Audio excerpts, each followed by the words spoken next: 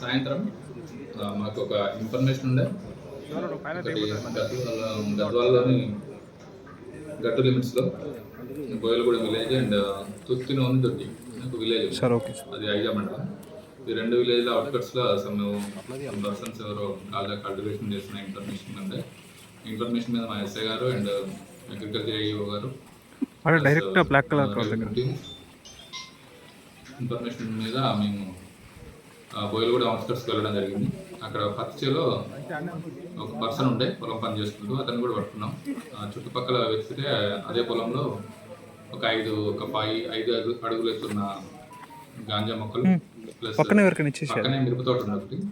ఆ మిరప తోటలో ఒక 4 చిన్న ఒక 1 feet హైట్ ఉన్న గాంజా మొక్కలు కనిపించినాయి. మేము పంచనామా చేసి పంచుల సమక్షంలో వీటిని స్వాధీనం చేసుకోవడం ల్యాండ్ గురించి వెరిఫై చేసి పర్సన్ అదే తుత్తునూని తోటికి సంబంధించిన పర్సన్. దీన్ని ప్రాణేష్ సన్ ఆఫ్ భీమన్న అనే తుత్తునూని తోటికి సంబంధించిన అతను కౌలు తీసుకొని పత్తి పంట వేయడం జరుగుతుంది. దాంట్లో ఈ పత్తి పంటలో అంతర్ పంటగా అక్కడ మొక్క ఒక 5 మొక్కల్ని పెంచిండు.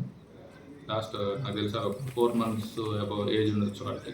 4 months ఏజ్ ఉన్న గాంజా మొక్కలు సార్ వెయిట్ చూసుకుంటారేమో. వీటిని డిఫరెంట్ విలేజ్లకు వచ్చే సాధువులకు వాళ్ళకి అమ్మి డబ్బులు తీసుకుంటారు. ఈ ఇష్యూలో ప్రాణేష్ అనే వ్యక్తిని అరెస్ట్ చేసి ఈరోజు కోర్టుకు ప్రొడ్యూస్ చేయడం జరిగింది.